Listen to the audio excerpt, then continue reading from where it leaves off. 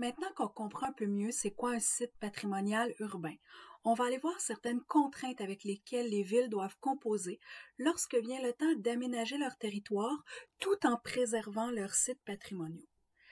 Là où les villes ont une différence par rapport à d'autres sites patrimoniaux, ce sont des lieux qui sont habités. Donc, il y a des gens qui vivent très très près des sites patrimoniaux, parfois même dans les sites patrimoniaux, comme c'est le cas avec le Vieux-Québec. Il y a aussi une grande affluence touristique, donc on doit trouver un équilibre entre ces habitants-là, la présence de touristes et la préservation des sites.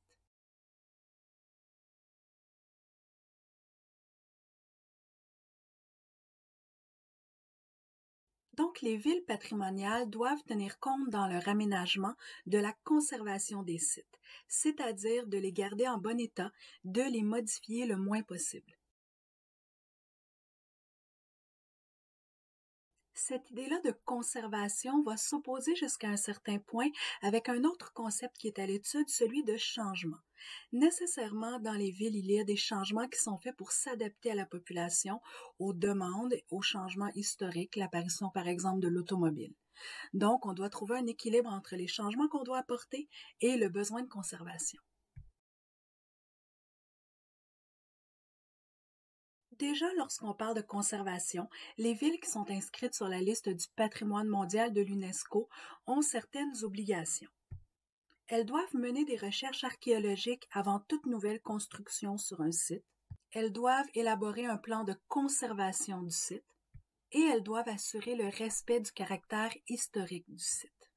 On parle de contraintes et de préservation. Si on prend un exemple un petit peu plus terre à terre, on part de la ville de Québec. Le Vieux-Québec a été bâti à une époque où on n'avait pas d'automobile, on n'avait pas de camions. Les rues sont très étroites, ne sont pas adaptées au passage des véhicules actuels. Si on veut garder le caractère historique du Vieux-Québec, on ne peut pas modifier ces rues-là. La Ville de Québec a donc adapté ses véhicules, autant les véhicules de voirie, donc qui font l'entretien des routes, le ramassage des ordures par exemple, que les autobus de ville, pour que ces véhicules-là soient plus petits, ceux qui ont à passer dans le Vieux-Québec. Ça permet donc de préserver le caractère historique du site, de le garder en état et d'avoir tout de même les services actuels offerts. Aménager la ville afin de tenir compte du patrimoine est une manière de le conserver. Ça ne peut pas être par contre la seule manière de le conserver. Ça va aussi prendre des lois qui obligent à préserver les bâtiments historiques, les bâtiments patrimoniaux.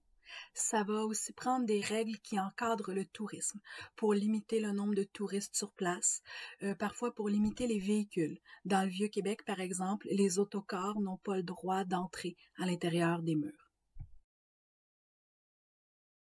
Au Québec, on a le Conseil du patrimoine culturel du Québec qui a comme rôle de mettre en valeur les lieux patrimoniaux du Québec et de les préserver. Si on parle depuis tout à l'heure de protection, de conservation, c'est parce qu'il peut y avoir des dangers. Ils peuvent être autant d'origine naturelle qu'humaine.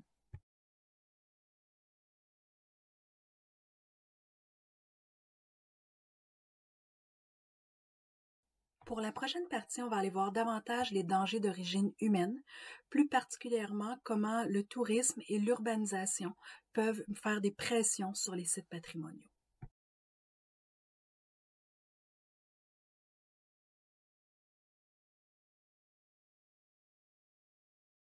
On l'a vu, la plupart des villes veulent conserver leur patrimoine. Elles font par contre face à plusieurs enjeux, entre autres l'urbanisation et la présence de touristes. Le phénomène de l'urbanisation est présent au niveau mondial. L'urbanisation, c'est lorsque la population d'un pays se concentre davantage dans les villes, donc un déplacement des campagnes vers les villes. Cette présence-là de davantage d'habitants fait pression sur les lieux patrimoniaux. Parce qu'il y a plus de gens qui vivent dans les villes, ces gens-là veulent davantage de services. On doit aussi agrandir les quartiers. Donc, on va avoir besoin de nouvelles rues, de davantage d'habitations, de davantage de commerces pour répondre aux besoins de la population qui s'agrandit, qui augmente. Cette augmentation-là de la population peut amener une pression sur les dirigeants des villes pour moins protéger les bâtiments patrimoniaux, parfois pour les modifier, parfois pour complètement les détruire afin de faire place à des bâtiments plus grands, des bâtiments en hauteur, par exemple. C'est donc d'autant plus important dans cette situation-là d'avoir des lois qui protègent les bâtiments patrimoniaux, qui empêchent leur destruction. Si on prend un site comme le Vieux-Québec, le quartier est grand. Les bâtiments n'appartiennent pas tous à la ville de Québec ou au gouvernement du Québec.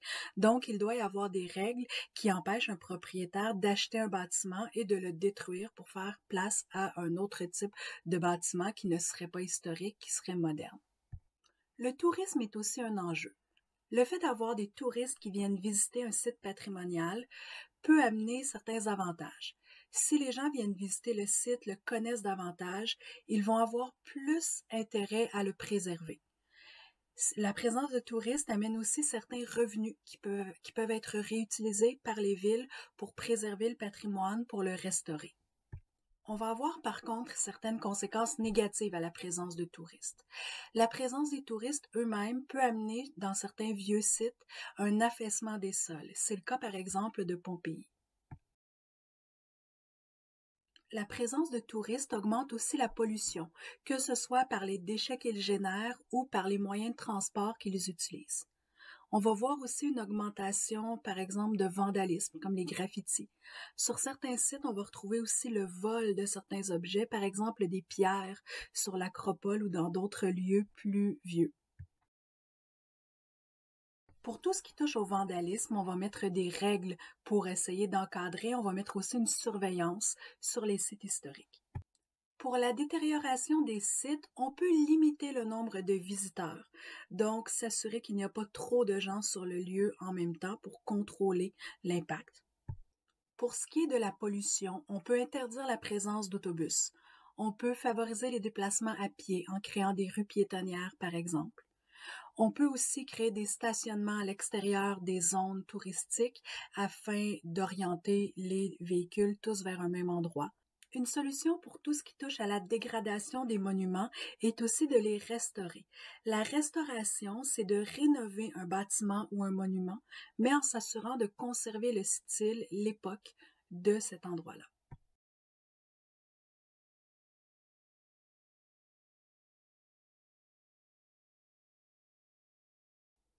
Un dernier enjeu va être de trouver un équilibre entre toutes ces demandes-là. La présence de sites historiques qu'on veut préserver, la présence d'habitants et la présence de touristes. Dans des lieux hybrides comme le Vieux-Québec, qui sont à la fois des milieux de vie et des lieux touristiques, on doit donc avoir une certaine multiplication des services. On va avoir des services qui sont offerts aux résidents, des services de proximité, des dépanneurs, des stationnements pour les véhicules parce que les rues ne sont pas adaptées pour le stationnement, des épiceries par exemple. Mais on va aussi avoir des services pour les touristes, des restaurants, des hôtels, des rues piétonnières qui permettent le déplacement plus facilement, des bureaux d'information. Et à travers tout ça, il faut garder en tête qu'on doit conserver les bâtiments patrimoniaux, donc avoir une surveillance, avoir des règles qui obligent à conserver ces bâtiments-là. Donc, la protection du patrimoine urbain est un enjeu qui incombe davantage aux villes et aux gouvernements locaux, gouvernement du Québec, du Canada par exemple, mais l'UNESCO peut assurer un appui en venant donner des règles, des balises pour encadrer et en rendant le site un petit peu plus attractif, un petit peu plus connu pour les touristes qui amènent aussi des revenus. C'est donc tout un équilibre qu'on doit trouver entre les habitants et les touristes pour être capable de conserver notre patrimoine.